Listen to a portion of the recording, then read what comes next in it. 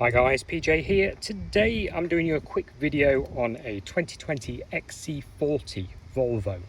Now the reason I'm doing this is because if you've basically inquired about installing a dash cam on this particular vehicle, or you've inquired at your dealer, more than likely your dealer has turned around and said, no, we don't fit them and we don't recommend you get them fitted because it interferes with the computer on the vehicle, like a lot of Volvo models. So I get a lot of questions regarding this particular car and what are the options. Well, there are options because I am currently fitting a front and rear in this particular one. You can see I've got the rear one in here. These just pop off, you just pull them and then your cable goes down in here, through here. You just squeeze the tabs on these and they pop down carefully, down here and then through the headline into the front. The fun starts though with the power cable. Okay, so you're meant to use a fuse box for these things. If you've watched any of my other videos regarding vehicles, I always use a fuse spur, okay, and plugged into there for your power. Now I am going to show you what we do with this car, but it's not a fuse spur. So first thing we're going to do is get ourselves a mini blade fuse holder like so. These are available from car shops, eBay, Amazon, normally a couple of £3 or so. We're going to put a connector on it, plug it into there, tape it all up and put our fuse from the mini blade fuse that came with the fitting kit in there. Okay, so back inside the car, I've quickly fitted the ferrite filter that comes with the kit. All you basically do, it's on a hinge. So you pop these clips, you open it up, you put your wire through the middle of it, wrap it around the back of it, through the middle of it again, clamp it all shut. This is to help with DAB interference from the cameras, which is a very big deal on a lot of cars.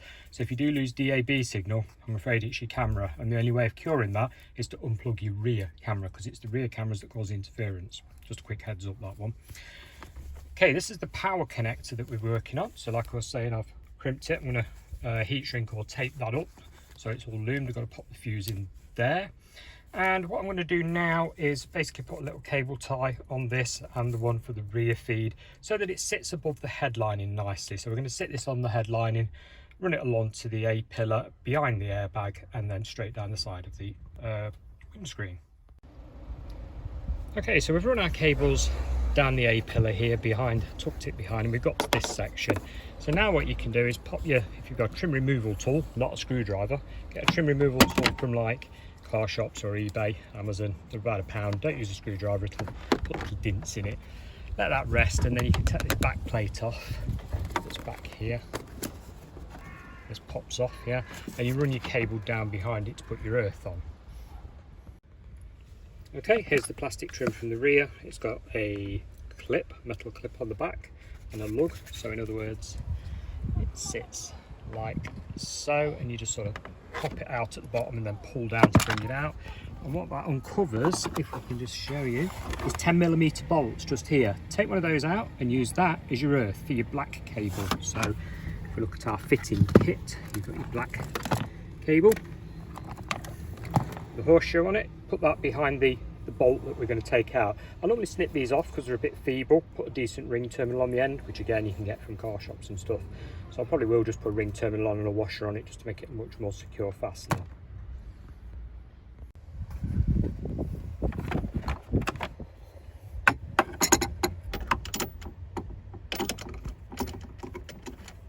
Make sure you don't drop this bolt down into the abyss, guys. It's a sod to get back if it vanishes. So magnetic or a bit of tape in the end of your socket just to hold it in place.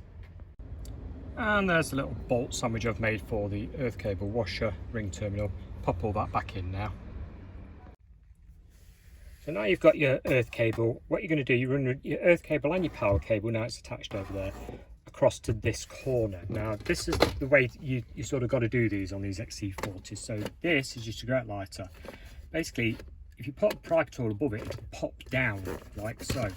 Now your cigarette lighter is on an ignition switch. It's an accessory socket. Okay, so black wire here is earth, blue and white wire is power. So you can unplug this, that pulls off the back, yeah, and then strip some of the cable in the back. And what you're going to do is get your power wire from here up through this hole. Now the way to do it is to get yourself a cable tie or something a bit flexible, pop it through, yeah, so the other end of it is somewhere in here. There you go, there's the other end of it. You just sort of pop it through from this side, you'll feel a hole with your fingers. You shove it through down to here, get your power cable and tape it to the end of it. So overlap it, tape it to it really firmly and securely, grab your cable tie or whatever you're using, and then gently pull it back through while you ease with your fingers this away. So it's got a bit of a gap to sort of come up and come through and end up in this pocket. This particular Volvo had already had a dash cam hardwired into it by a pretty well-known installation place, and they'd wired it to the fuse box on these. The fuse boxes under the passenger seat, under a flap of carpet. Quite hard to get to, actually. Silly place to put it, but still.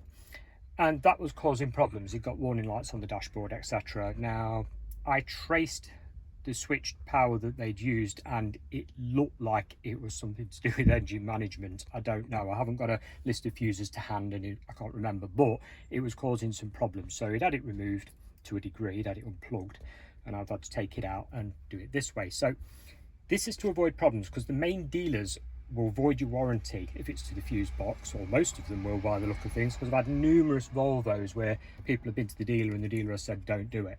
Okay, so you know, I'm only telling you the experiences I've had, and that's been quite a lot, believe me. So I would wire it to the back of this. So what we're going to do is take this off, strip this back, and then we're going to patch our power cable into the blue cable here. So there's nothing with the fuse box, and it won't cause any problems with your warranty, because you would normally just plug your dash cam into here anyway. Yeah, so there's no problems with your dealer, no problems with your warranty. Obviously, if your car's on lease, it's a little bit more fiddly to take it out when you send your car back and get a new one. But enough of that, me going on. I'm going to tape it to it, pull it through, show you the connection.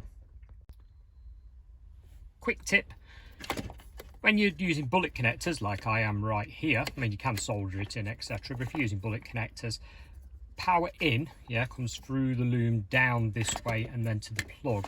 So you want the insulated one on this end of the cable. Should anything ever jar loose or the car be in an accident, you won't have an exposed live wire, you know, which is the end of that. If you put that end on there, you'd have an exposed piece showing. So you're fully insulated, there's nothing showing. We're going to plug that together, and then we're going to loom up the whole lot so it's all nice and tight, and you know, looks a lot neater sort of thing. It'll be nice and hidden and out of the way. Like I say, you can solder it if you want and heat shrink it, either of which would do. I've actually run out of heat shrink for this video, so I'm on bullet connectors at the moment, and we'll pop the connector back on and put it all back together. Okay, with all that loomed up and done, and obviously all this here, what I would recommend to do is to gather it all together like it was in its original bundle, yeah, and then loom it all up with some tape or some cable ties. And there's a plastic tray here with lights in. If you go to the back of it, you can feel the lip. You can tuck it all back up underneath there nicely out of the way and secure it so you won't see any of it. You can go all the way across and just hide the whole lot under there. So at this point, before you pop this back in, I'd recommend basically plug your camera in, there's the camera, yeah, and switch your ignition on, and it should work. If it doesn't work, you've probably forgot to pop your fuse in your fuse holder.